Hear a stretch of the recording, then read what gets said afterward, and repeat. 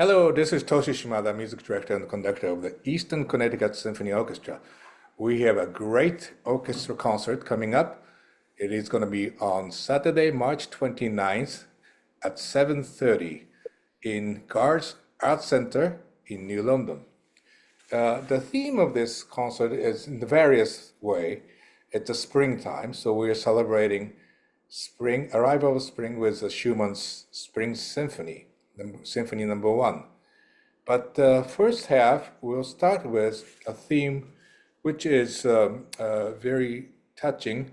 It is the day, Vietnam War Veterans Day. So we are commemorating that occasion with two pieces. One is Adagio by Samuel Barber, which was used as a score for some of the Vietnam War movies. Mainly Platoon is the one I could think of, and another piece by a wonderful women composer, Missy Mazzoli. She has written a piece called These Worlds. Her father was Vietnam War veteran, and so she related this piece and wrote for him. And the main piece, actually, it would be Sergei Prokofiev's Piano Concerto No. 3, performed by 2024 winner of our instrumental competition. And we have I'm delighted we have here the soloist here.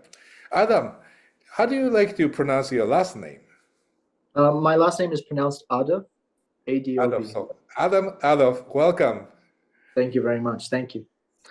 I'm quite excited to finally get to perform with you. The competition was last year or year before, actually, and then finally we get to do this together. And I think audience here would like to know about some of the personal information, like where you were born, and so would you describe to us about you?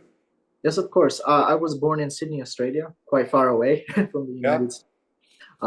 I went to the Sydney Conservatorium Rising Stars program for gifted children. That was like a weekend music school, where I studied under Dr. Natalia Andreeva. And then I also took lessons from Lyle Duke in Sydney. And then when I was around 11, I moved to Russia and I took lessons at the Moscow Conservatory with Professor Mikhail Petukhov. And then I moved back to Australia. At that time, I was homeschooled, so I could move back and forth. And I had to do the entrance exam for university. And I happened to get into the Boston Conservatory with Maestro Michael Lewin. And now I'm here. Yeah, quite a story already. And how old are you now? I am 21. Yeah. Still 21. But you have done so much, and you were in Russia as well. Right. And what the experiences living in Russia influences performing Prokofiev? At that time, I heard the Tchaikovsky competition in 2015, and the winner was playing Prokofiev's third concerto. I still remember his name, Dmitry Maslyev. Oh yeah. I think that was the first time I heard it live. And I really fell in love with that concerto. There's so many beautiful elements in it. It's percussive, it's sardonic, it's sarcastic, it's argumentative with the orchestra. You argue back and forth with the brass, with the strings. So it's such an exciting concerto. There's also many expressive moments in it. So that concerto is just such an amazing concerto to perform and to listen to. So that's one of the main reasons I chose it. And at that time, that's when I also decided that I wanted to become a pianist. I saw so many hardworking pianists and musicians there. It's like, it was so inspiring for me. Yeah. You already studied with a Russian pianist when you were young, right? Right. So yeah, I had 2 Russian teachers. Yeah. So you are ready to perform this at the ultimate knowledge, actually, of the piece. And I would like. You have mentioned the interesting thing about argumentative, especially the last movement, of course, back and forth with piano. Right, correct. But in essence, we are not really arguing, but collaborating together, Right, of But, course. There's both elements. I agree. Yeah. otherwise, we're gonna have a disaster. But that concerto started with a beautiful, beautiful clarinet solo, lyrical piece. Then it goes to the mood of the pianist playing Mhm. the 16th note. And how difficult is this piece? I mean, it looks really difficult. It sounds very difficult. Yeah, it is quite difficult. There's a lot of jumps, big leaps, running passages. You need very strong fingers to play this convincingly. Yeah. Um, but But- with a lot of practice, everything can be done. Yeah. But Prokofiev was a great pianist. He knew what piano Right, could do, right? right, yes. So nothing unnatural. Are there any unnatural passage for the pianist? There's a lot of uncomfortable passages, I would Yeah. say. I mean, and that's, I would say, with Prokofiev's music, his technical aspects are a little bit different to Liszt. I personally find Liszt a little bit more comfortable technically to play, Mhm. but Prokofiev is, yeah, it's a little bit different. It's like, Yeah. yeah, Yeah. But it's exciting piece. I've done it very many exciting. times. But yeah. So what would you like to really the audience to take away from your performance, do you think?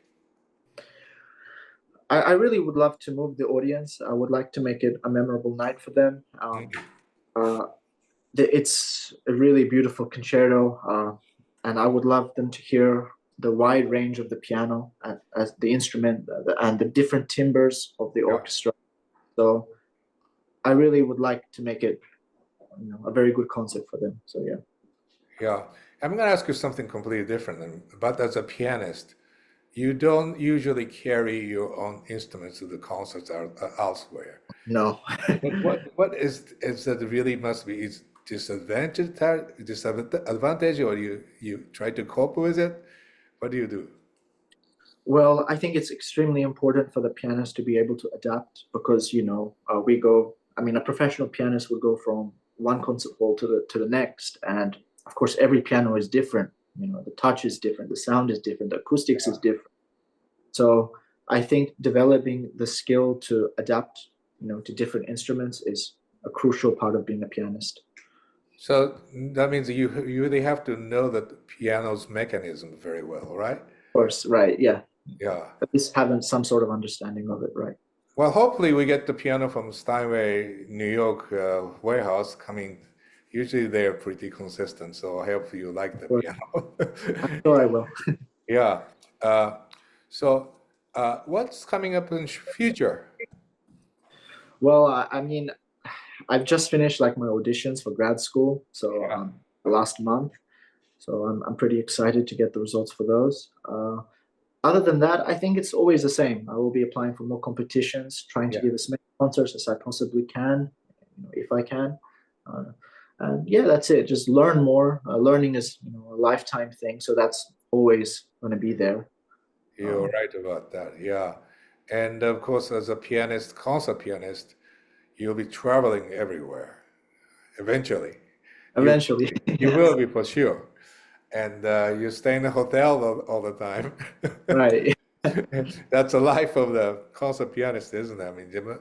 must be tough in a way that you don't have this steadiness. Right. Yes, I of see course. some of the pianists traveling all the time, like Hmm. Fima Bronfman. Hmm. He has a house in New York, in this beautiful Central Park, but he's hardly there. That kind of Hmm. schedule.